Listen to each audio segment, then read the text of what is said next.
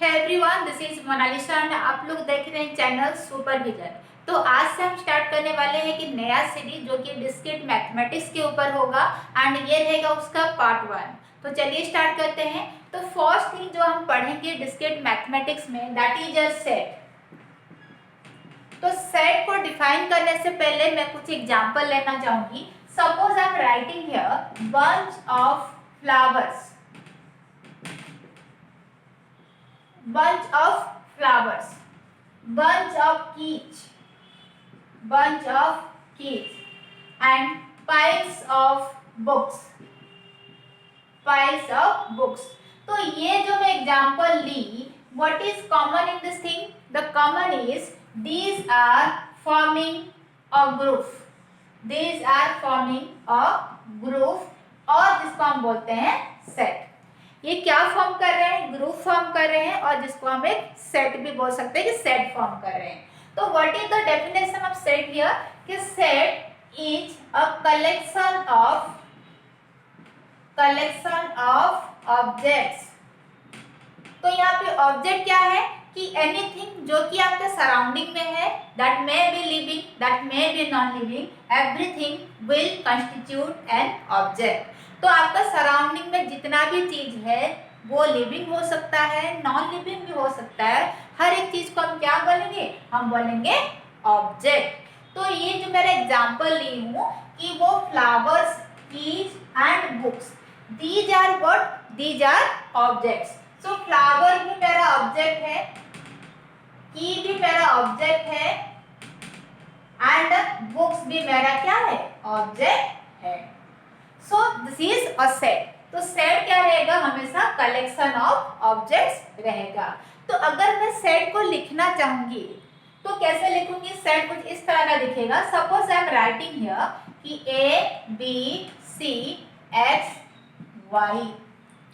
तो ये क्या है? What is A here? A is name of set, set का नाम। एंड कर्ली ब्रैकेट के भीतर में जितना भी कुछ चीज आप देख पा रहे हैं, दीज आर कॉल्ड एलिमेंट्स और members of set A.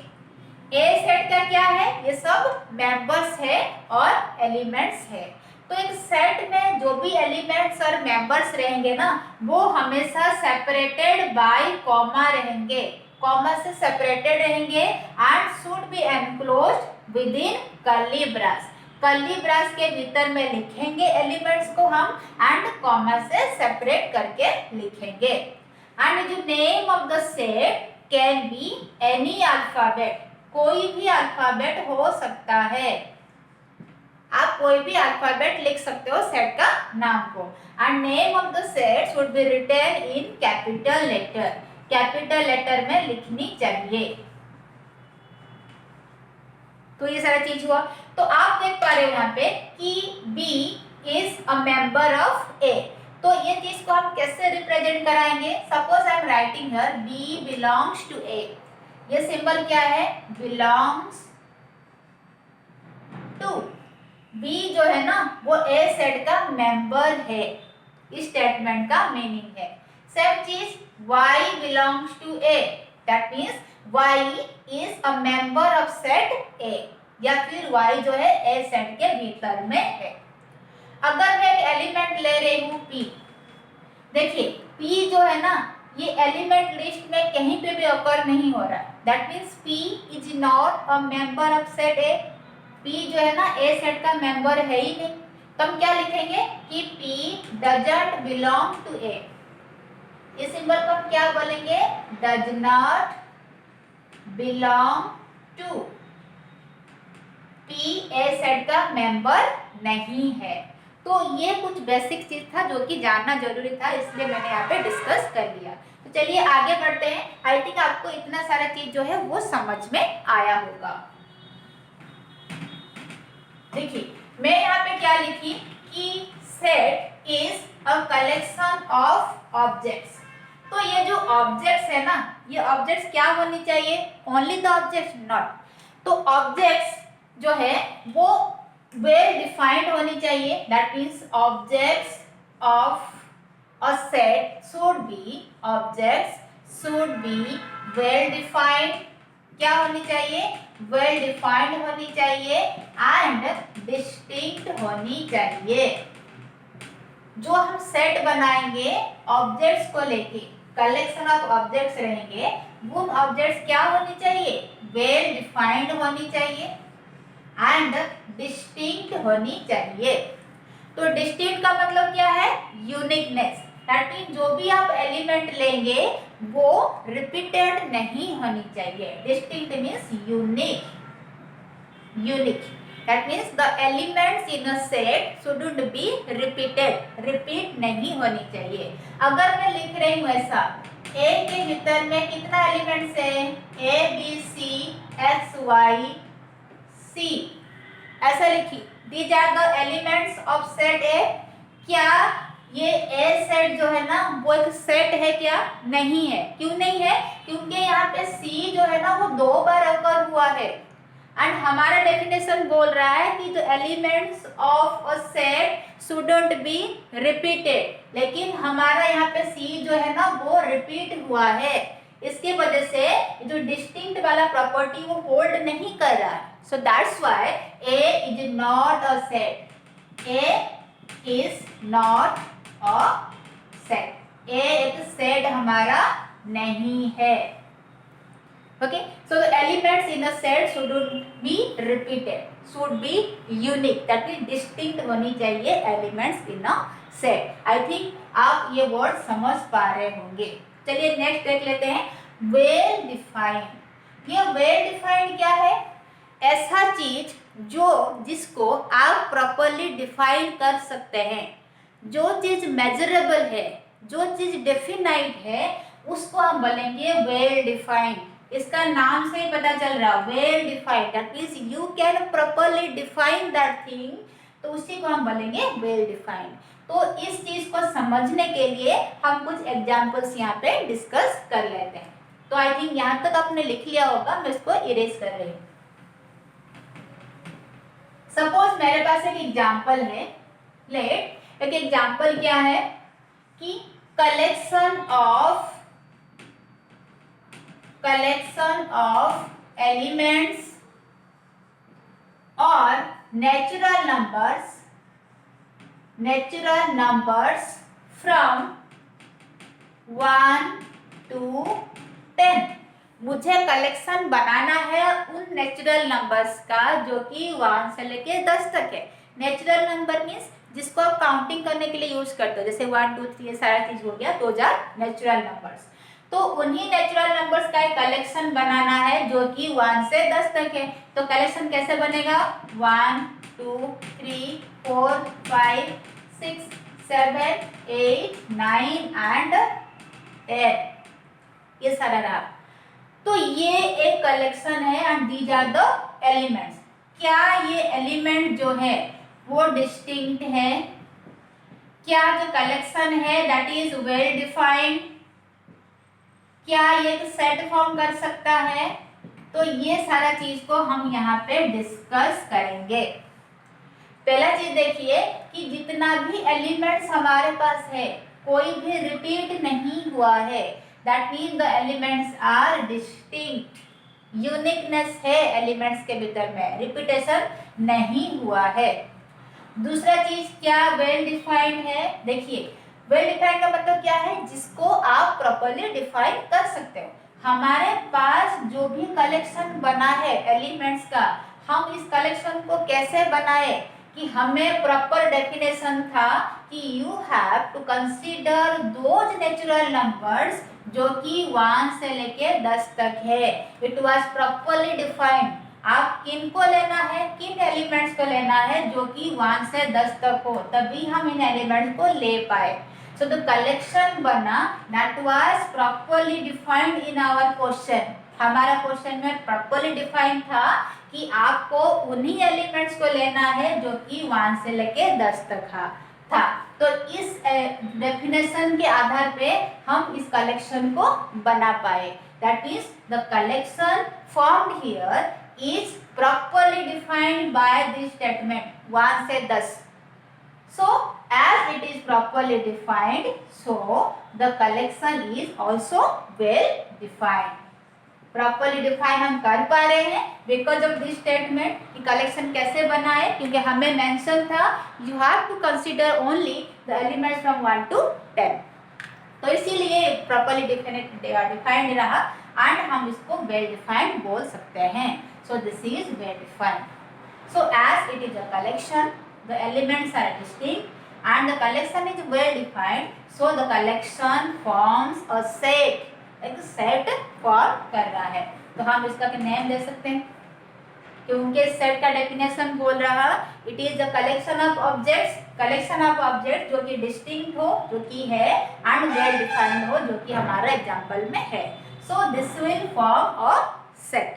I think यहाँ तक आपको समझ में आया होगा. तो इसको और थोड़ा सा इलाबरेट करते हैं और एग्जांपल्स देते हैं. तो चलिए देख लेते हैं.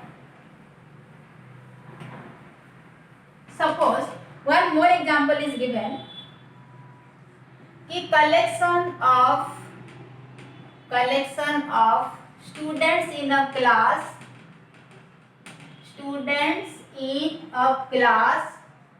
who are smart. हमें उन्हीं स्टूडेंट्स का एक कलेक्शन लेना है जो कि स्मार्ट है. तो क्या ये जो कलेक्शन बनेगा ये वेल डिफाइंड होगा? The answer is no. क्यों? क्योंकि जो स्मार्ट है ना, एक बच्चा को हम स्मार्ट कैसे बोलेंगे? उसके पास ऐसा क्या क्वालिटी होनी चाहिए, क्या फीचर्स होनी चाहिए, क्या क्या पैरामीटर होने चाहिए जिसके वजह से हम एक स्टूडेंट को स्मार्ट बोलेंगे? ये हमारा जो क्वेश्चन है कहीं पे भी मेंशन नहीं है, हमें गिवन नहीं है कि एक बच्चा को आप स्मार्ट कौन सा बेसिस पे बोलेंगे, ऐसा उसके पास क्या फीचर्स होनी चाहिए जिसके वजह से हम उस स्टूडेंट को स्मार्ट बोलेंगे. तो वो पैरामीटर, वो फीचर, वो क्वालिटी हमें क्वेश्चन में कहीं पे भी गिवन नहीं है. तो जो भी कलेक्शन बनेगा क्या वो प्रॉपरली डिफाइन होगा? नहीं होगा, क्योंकि हम डिफाइन ही नहीं कर पा रहे स्मार्टनेस को. एक बच्चा जो इसको हम स्मार्ट बोलेंगे, कौन सा बेसिस पे स्मार्ट बोलेंगे, वो चीज प्रॉपरली डिफाइन हम कर ही नहीं पा रहे हैं क्योंकि हमें कुछ भी पैरामीटर गिवन नहीं है. तो as the word smart is not properly defined, so जो भी कलेक्शन बनेगा ना बच्चे लोग का, तो that will not be well defined. So as the collection is not well defined, so the collection cannot form a set. Set form कर ही नहीं सकता. ओके, आई थिंक यहाँ तक आपको समझ में आया होगा. साथ साथ लिखते चलिए ताकि आपका ये प्रैक्टिस हो जाएगा. चलिए नेक्स्ट एग्जांपल देख लेते हैं. Next is collection of rich persons in Mumbai. Collection of rich persons इन मुंबई. तो मुंबई में जितना भी रिच पर्सन है उन्हीं का एक कलेक्शन चाहिए. तो क्या ये जो कलेक्शन बनेगा ये वेल डिफाइंड होगा? वेल डिफाइंड है क्या? The answer is no. क्यों? क्योंकि हमें बोला गया है कलेक्शन फाइंड करो रिच पर्सन का. तो ये किस पर्सन को हम रीच करें बोलेंगे, या फिर कौन सा ऐसा बेसिस होनी चाहिए जिसके बेसिस पे हम बोलेंगे कि ये पर्सन रीच है, ये तो हमारे क्वेश्चन में कहीं पे भी मेंशन नहीं है. अभी हम बोलेंगे कि जिसके पास पैसा होगा हम उन्हीं को रीच बोलेंगे. तो कितना पैसा होनी चाहिए, कितना लाख होनी चाहिए, कितना करोड़ होनी चाहिए जिसके वजह से मैं बोलूँगी कि ये पर्सन मेरा रीच है? तो वो जो पैरामीटर है, जो क्वांटिटी है पैसा का, मनी का, तो वो हमारा क्वेश्चन में कहीं पे भी मेंशन नहीं है. That means the word rich is not properly defined. कौन सा पर्सन को हम रीच बोलेंगे, उसके पास कितना पैसा होने से रीच बोलेंगे, या फिर ऐसा क्या चीज होनी चाहिए, क्या पैरामीटर होनी चाहिए जिसके वजह से हम एक पर्सन को रीच बोलेंगे, वो हमारा क्वेश्चन में गिवन नहीं है. So the word rich is not properly defined. हम रीच वर्ड को प्रॉपरली डिफाइन ही नहीं कर पा रहे हैं. सो जो भी कलेक्शन बनेगा तो that collection will not be well defined. Well defined होगा ही नहीं. तो अगर कलेक्शन वेल डिफाइंड नहीं है तो वो एक सेट फॉर्म नहीं कर सकता। सो द कलेक्शन, ये जो क्वेश्चन हमें गिवन है, the collection is not well defined as the word rich is not properly defined. हम रीच कैसे बोलेंगे, कितना पैसा होने से रीच बोलेंगे, ये तो कहीं पे भी नहीं गिवन है। ऐसा क्या पैरामीटर होनी चाहिए उस पर्सन के पास जिसके वजह से हम उसको रीच बोलेंगे, वो कहीं पे अपना क्वेश्चन में मेंशन ही नहीं है। So that's why this word is not properly defined. So the collection will not be well defined. I think यहाँ तक आपको समझ में आया होगा। चलिए नेक्स्ट क्वेश्चन देख लेते हैं।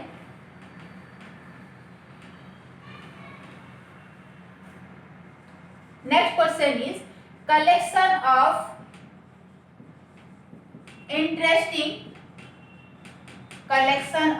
interesting books। आपको कलेक्शन बनाना है किसका, इंटरेस्टिंग बुक्स का। तो क्या ये जो कलेक्शन बनेगा ये वेल डिफाइंड होगा, वेल डिफाइंड होगा क्या? The answer will be no. क्यों? क्योंकि जो इंटरेस्टिंग बुक्स आप बनाओगे ना, किस बुक को इंटरेस्टिंग बोलोगे? क्योंकि पर्सन वाइज लोगों का चॉइस वेरी करता है। मेरे लिए जो बुक इंटरेस्टिंग है वो आपके लिए भी होगा, इसका कोई गारंटी नहीं है। मान लीजिए कि मुझे स्टोरी अच्छा लगता है, मेरे लिए स्टोरी बुक्स इंटरेस्टिंग है, आपको स्टोरी बुक अच्छा ही नहीं लगता, आपके लिए वो इंटरेस्टिंग बुक है ही नहीं। तो पर्सन वाइज चॉइस वेरी करता है। तो सबका जो इंटरेस्टिंग एक का जो इंटरेस्ट है दूसरा का इंटरेस्ट वो होगा, इसका कोई गारंटी है नहीं। तो इसीलिए ये जो वर्ड इंटरेस्टिंग है, ऐसा बुक के पास क्या क्वालिटी होनी चाहिए, उसके भीतर में क्या क्या कंटेंट्स होनी चाहिए, तभी हम उस एक बुक को इंटरेस्टिंग बोलेंगे। वो पैरामीटर अपना क्वेश्चन में गिवन नहीं है। तो मेरे लिए जो बुक इंटरेस्टिंग है वो हो सके कि आपके लिए ना हो। तो कैसे हम इंटरेस्टिंग बुक्स को वेल डिफाइन कर सकते हैं? That means the word interesting is not properly defined नहीं है कि एक बुक के पास एक ऐसा क्या फीचर होनी चाहिए, उस बुक में ऐसा क्या कंटेंट्स होनी चाहिए, किस तरह का बुक होनी चाहिए, तभी हम उसको इंटरेस्टिंग बोलेंगे। वो पैरामीटर अपना क्वेश्चन में मेंशन नहीं हुआ है। So that's why the word interesting is not properly defined. हम डिफाइन नहीं कर पा रहे हैं कि क्या होने से इंटरेस्टिंग होगा। सो इसीलिए जो भी कलेक्शन बनेगा वो कभी भी वेल डिफाइंड नहीं होगा।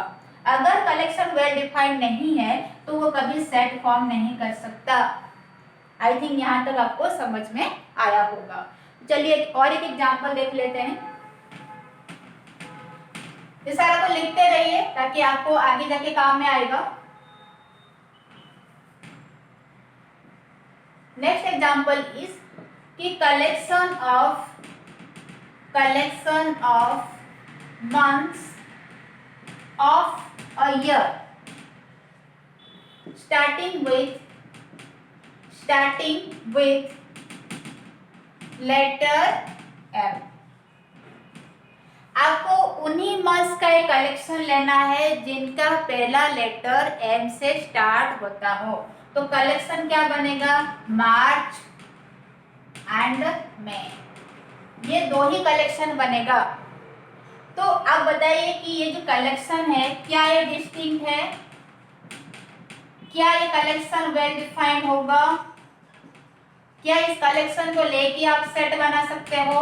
ये तीन चीज हम डिस्कस करेंगे। पहला चीज हो गया कि हमारे पास जो क्वेश्चन था, ऐसा मंथ को लीजिए जिसका पहला लेटर M से स्टार्ट हो, हमें दो ही मंथ मिला। तो क्या यहाँ पे जो एलिमेंट्स है, कितना एलिमेंट्स है? दो एलिमेंट्स है, एक मार्च एक मई। तो ये जो एलिमेंट्स है कलेक्शन का, क्या कहीं पर रिपीट हुआ है? नहीं रिपीट हुआ है। मार्च भी एक ही बार अकर हुआ है, मई भी एक ही बार अकर हुआ है। So the elements are distinct. पहला चीज हो गया। दूसरा चीज क्या है कि क्या ये कलेक्शन को हम प्रॉपर्ली डिफाइन कर पा रहे हैं? यस। कैसे? क्योंकि हम ये कलेक्शन कैसे लिए, हमारे पास पहले से गिवन था। आपको उन्हीं महीना को लेना है, उसी मंथ को लेना है जिसका पहला लेटर M से स्टार्ट हो। तो हम इस मार्च एंड मई को कैसे कंसीडर किए? Basin upon this statement. तो ये जो हमारे पास स्टेटमेंट था, आपको उन्हीं मंथ्स का एक कलेक्शन बनाना है जिसका पहला लेटर एम से स्टार्ट हो। तो इस स्टेटमेंट का बेसिस पे हम ये कलेक्शन बना दिए। सो हमें कलेक्शन बनाने का तरीका या फिर कलेक्शन में जो भी एलिमेंट्स आया वो प्रॉपरली डिफाइन था। कैसे लेना है, किस तरह का मंथ्स को लेना है, जिन मंथ्स का स्टार्टिंग लेटर एम से हो रहा हो।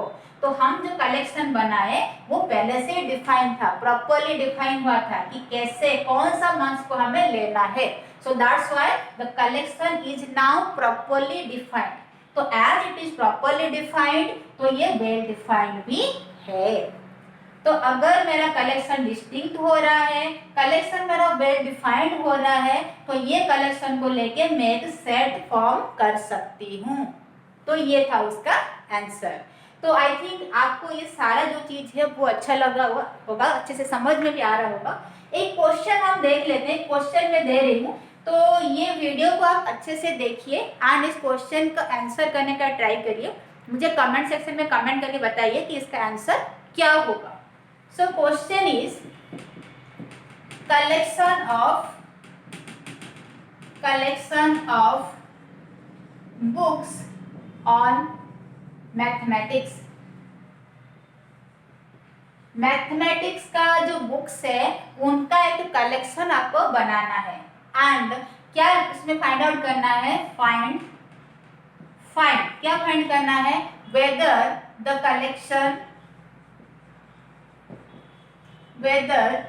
collection is distinct। क्या कलेक्शन मेरा डिस्टिंक्ट है, क्या कलेक्शन वेल डिफाइंड है,